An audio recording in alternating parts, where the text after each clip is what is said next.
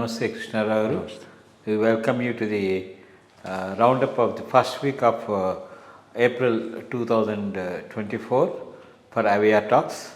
And before that, our warm greetings to all viewers of Krodinama Samvatsara Ugadi.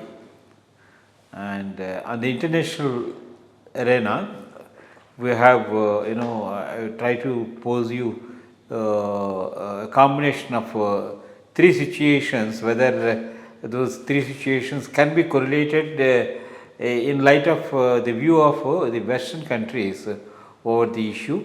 The first one is that we have seen recently the Botswana president, announcing that he will export 20,000 elephants to Germany. And immediately the Germany also, they said they will ban the entry of these elephants for this trophy, the presentation and all that, because they are going to hunt the elephant and cut the head and take it. So it's going to be a typical situation where already Botswana is highly, elephant population is more high, and if this cannot be taken away from the country, they'll have a lot of problems. And the second thing is that recently we have seen the BBC anchor, while interviewing the president of Guyana, he said the oil exploration in Guyana is releasing lot of emissions, and is going to be a very threatening factor for equilibrium of the nature over there and all that.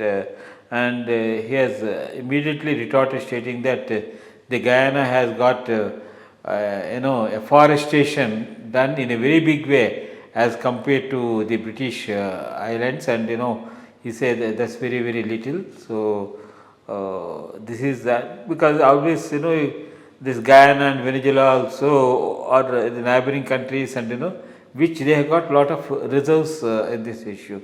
So I just want your reflections on this observation of the Western world. And the third one is that recently there is a news stating that Coal India is going to be the third polluting industry in the world. So suddenly, all of a sudden, it has raked up, and so now people are talking about pollution and then equilibrium in the nature, sustaining nature, this one and all that.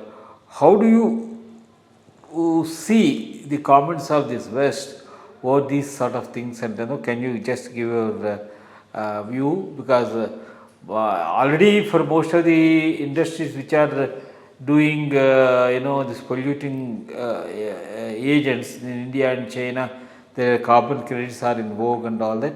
So your reflections on this issue. Yeah, these are three seemingly unrelated incidents and issues, but have a strong relationship. The Guyana president just shutting down the mouth of the BBC anchor, Botswana threatening to export 20,000 elephants to Germany, and somewhere you read in the newspaper prominently mentioning Coal India as the third biggest polluter in the world after Aramco and another company. Let's first say Guyana. The way the Guyana president retorted that BBC anchor is really credit worthy, because these fellows, especially this BBC, CNN chaps, think too much of themselves and behave like that with a very terrible arrogance, not allowing the other person to speak, and on a wrong issue with a wrong premise. What that fellow asked the Guyana president is, you are exploiting crude oil in your offshore, it will lead to so many carbon dioxide and other emissions, which will impact the climate and climate change. What are you doing about it? But the Guyana president didn't even allow him to complete his sentence. He just made him shut up and told him two things.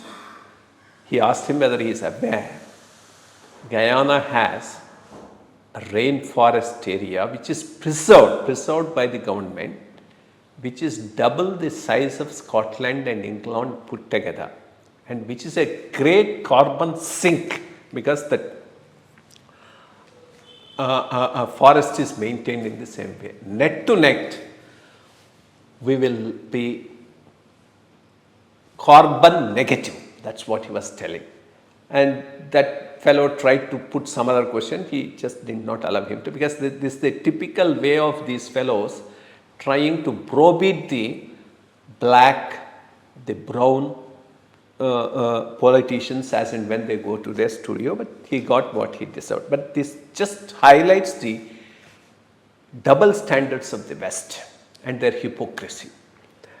You do all these things, I mean, you exploit the nature, you burn the carbons, you explore and have offshore drilling wells in the North Sea, and your whole prosperity and development is based on coal and these things, fossil fuels, and now you start lecturing to others on this. So he just asked him to shut up. I mean, not just now. I remember some such thing happening with Mohammed or Mahathir, that Malaysian president, way back about 30-40 years back.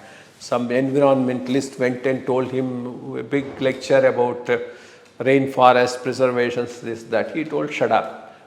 What was Scotland? It used to have pristine, beautiful, big forests. You cut them down all and made it barren.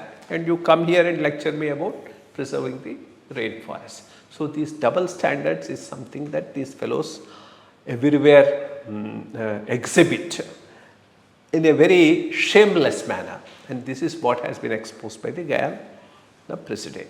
Second, the Botswana issue. Botswana, incidentally, is a country which maximum elephant population in the world.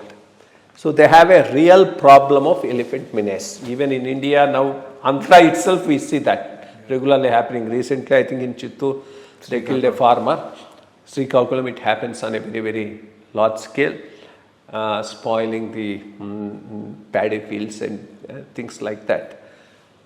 Botswana has this system of trophy hunting. Most of the Westerners come there, do the trophy hunting, take a license, pay the amount to Botswana, and then do the trophy hunting and take the head or something of the elephant, which in a way leads to an automatic culling of the elephant population, which is growing and is a menace to the local population. Germany says it wants to stop this trophy hunting. So that's when the Botswana replied like this. I do agree, I mean, trophy hunting is a very, very bad thing from the animal point of view and not the right thing to do. In fact, you should look for a different way of limiting the elephant populations within Botswana. That's an internal problem of Botswana, and they'll have to tackle it instead of relying on trophy hunting to do that, as far as that is concerned. Then Coal India is the third biggest polluter. So what? I mean, that should be our response, because after all, whole of West prosperity is based on fossil fuels and their exploitation. So we are at a stage where we need development. So for development, you have to burn fossil fuels. There is no other way, and coal also.